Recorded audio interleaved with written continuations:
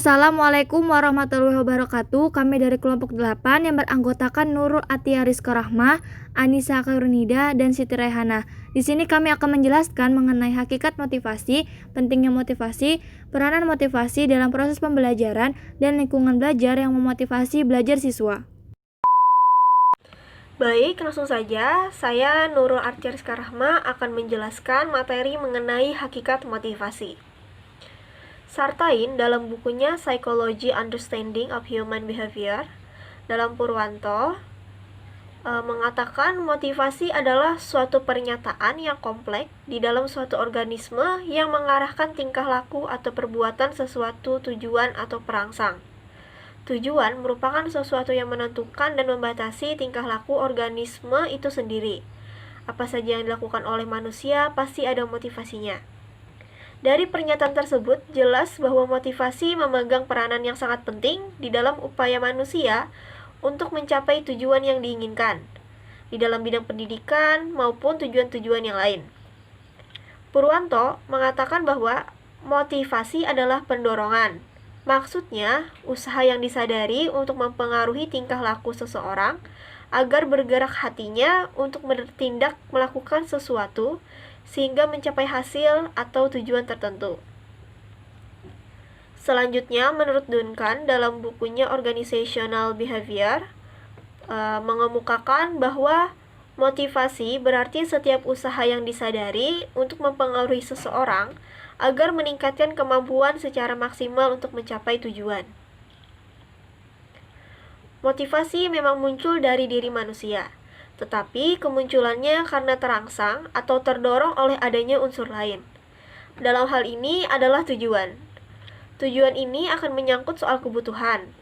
Selanjutnya, dari beberapa pengertian motivasi di atas, dapat diambil kesimpulan bahwa motivasi itu mengandung 3 komponen pokok, yaitu yang pertama, menggerakkan. Maksudnya, motivasi menimbulkan kekuatan pada individu untuk bertindak dengan cara-cara tertentu sesuai dengan tujuan. Yang kedua, mengarahkan. Maksudnya, motivasi mengarahkan atau menyalurkan tingkah laku individu sesuai dengan tujuan yang ingin dicapai. Yang ketiga, menjaga dan menopang tingkah laku. Maksudnya, motivasi menjaga dan menopang tingkah laku sesuai dengan jalur dan tujuan dari dorongan-dorongan atau kekuatan individu. Ini saya akan menjelaskan materi kedua, yaitu pentingnya motivasi. Tujuan motivasi adalah untuk mendorong atau menggugah seseorang agar timbul keinginan dan kemauannya untuk melakukan sesuatu sehingga akan dapat memperoleh hasil atau mencapai tujuan tertentu.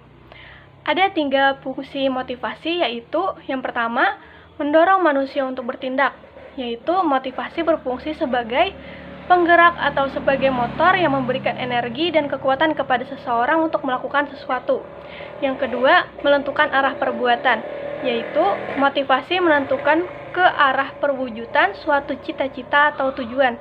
Yang ketiga, motivasi menyeleksi perbuatan, yaitu motivasi menentukan perbuatan yang sesuai dengan selaras guna menciptakan suatu tujuan.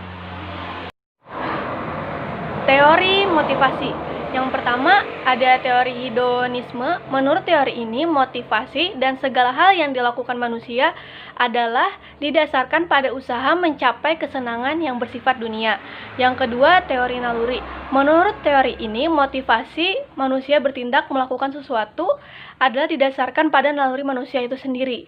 Yang ketiga, teori reaksi yang dipelajari, yaitu teori yang berpandangan bahwa tindakan atau perilaku manusia tidak berdasarkan naluri, tetapi berdasarkan pola tingkah laku yang dipelajari dari lingkungannya.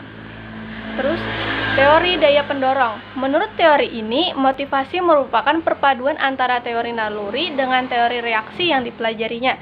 Yang terakhir, teori kebutuhan. Teori ini beranggapan bahwa tindakan yang dilakukan manusia pada hakikatnya adalah untuk memenuhi kebutuhan, baik kebutuhan fisik maupun kebutuhan psikis.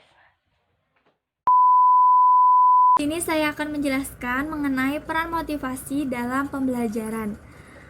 Para peneliti berpendapat bahwa motivasi perilaku manusia berasal dari kekuatan mental umum, insting, dorongan, kebutuhan, proses kognitif, dan interaksi. Perilaku yang penting bagi manusia adalah belajar dan bekerja. Pada belajar sendiri adalah menimbulkan perubahan mental pada diri siswa, sedangkan bekerja adalah menghasilkan sesuatu yang bermanfaat bagi diri, perilaku, dan orang lain. Motivasi belajar dan motivasi bekerja merupakan penggerak kemajuan masyarakat.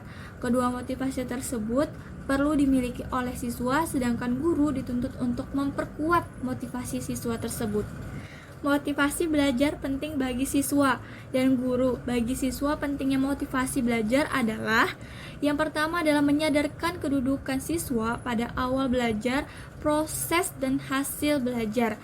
Yang kedua adalah menginformasikan tentang kekuatan usaha belajar yang dibandingkan dengan teman sebayanya. Yang ketiga adalah mengarahkan kegiatan belajar. Yang keempat adalah membesarkan semangat belajar. Dan yang kelima adalah menyadarkan tentang adanya perjalanan belajar dan kemudian bekerja.